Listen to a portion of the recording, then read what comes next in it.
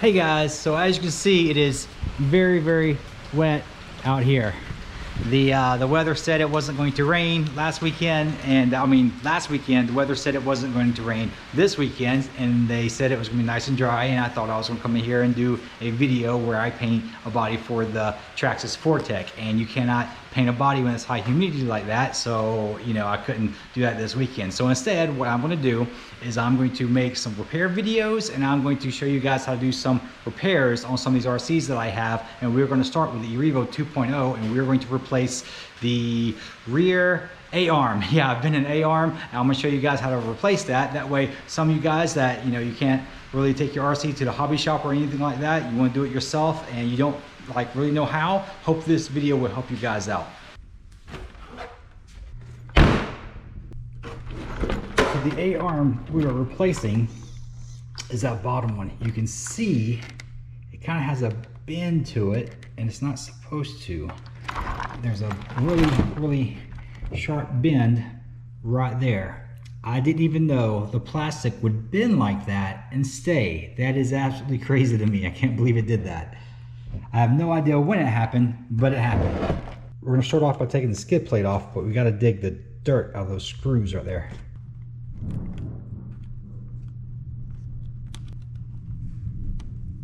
There we go. Just get the holes exposed, and that's all you need. I don't know if you can hear it. It is thundering so loud outside. We actually had like a power surge or something a second ago. I didn't have the camera rolling. I wish I did, because it popped in the garage. My wife says the lights on the inside the house got real bright. I don't know if the house was struck by lightning or what. Everything seems to be okay, but I don't know. Just undo these 4 screws and it comes right on out. There we go. Pay attention whenever you take something apart. You'll see that these 2 pins fit right into those little, like, not really slots, little gaps, or I don't know what you would call them, little cutouts, and those fit right over those rods. This little back piece has a screw in it right there we're going to take out. Grab onto this little piece and see if we can, there we go. I'm going to take the wheel off just to make it easier for you guys to see, and it does make it a little easier to work on. You don't have to. Let's undo the pivot ball that's inside there.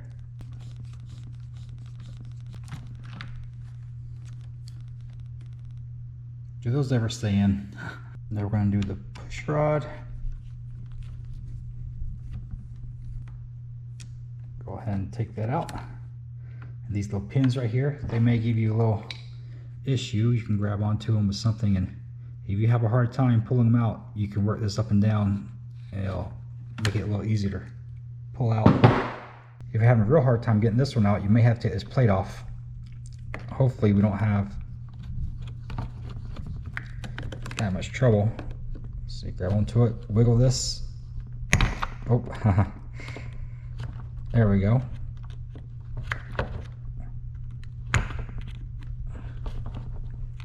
Oh, perfect, look at that. There it is. If you do have to take this plate off, what you need to do is take these 2 screws out, undo these 3 screws, and you can lift this up a little bit. What you will do is you will undo those 6 screws, and then you have to lift this up and lift this up on this end and slide it out. That way you can get access to this pin over here. Here's the replacement parts right here. They come left and right side, not top and bottom. So you buy a set. These both go to the left rear. That's the parts number, 8633. I paid around $13 for it. So I know you guys are going to ask, what's the parts number? There it is right there. It doesn't seem to matter if I show it in the video or not. Suspension arms, rear, right. That's what these are. Look at the difference in that. Look how much that is bent. That is wild, isn't it? I've never seen them bend like that. Usually they just break and snap. This is, I think this is supposed to be a different kind of plastic than what they used to use, and I guess that shows like how much better that plastic is. I don't know if it is the type of plastic that's causing it to bend like that rather than break, or what, but that's pretty crazy. You can see it's labeled right there with an R for the right side, because I know someone out there is going to ask or say something about it. right inside of there. I don't know how well you can see it, but right there, there is an L on the left side. So that way I know that it stands for right and not rear. All right, just put it back together the way you took it apart.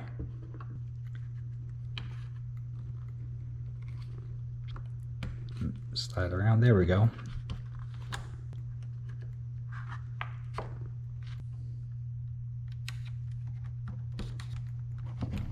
Easy. Just go ahead and put this piece on there. It goes over those two little pegs. Screw goes in. Hand tighten, snug, but not too tight. You don't want to strip out the plastic. Make sure those pins are pushed all the way in on both sides, and that piece will line up with everything. Oh, there we go.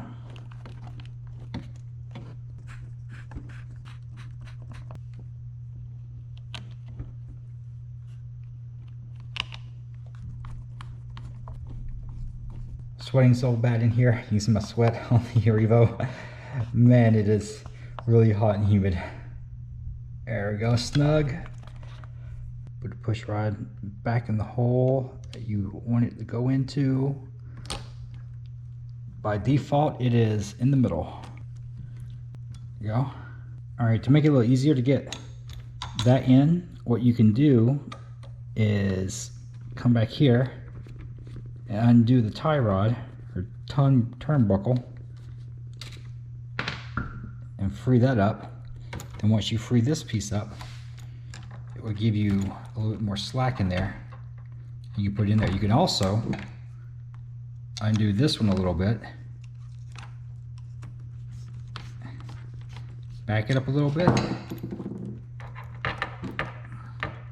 Just put driver in there like that, and it'll be a little bit easier to get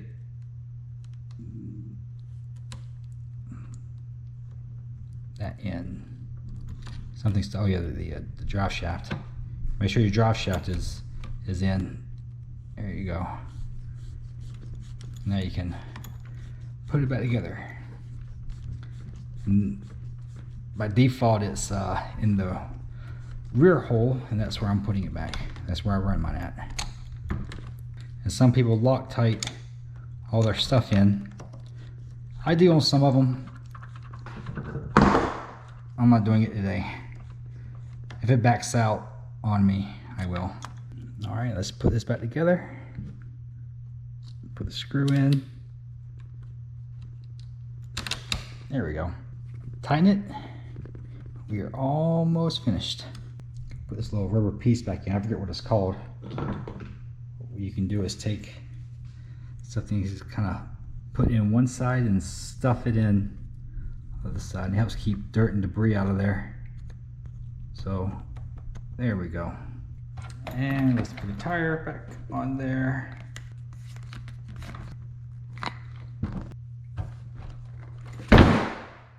All right. There you have it, guys. It's probably gonna be a short video, but that's okay. It doesn't need to be a 20-minute long video to show you guys how to do repair that really takes only a few minutes. It takes so much longer when you put a camera into it, but when you do this repair on your own, it's super easy, very quick, and I really hope this video has helped somebody out. People are always asking me to do repair videos. How do you repair this? How do you repair that? So hopefully one of you guys get some use out of this video. But thank you so much for watching. I really do appreciate it. Subscribe to the channel if you have not subscribed. If you watch my videos, hit that subscription button. It really helps the channel out. It helps the channel grow, and the more the channel grows, the more I can do for you guys. I really do appreciate it. Thank you for liking the videos. If you like it, give it a thumbs up, share it with your friends, share it around. I really do appreciate it so very much, and I will see you guys later.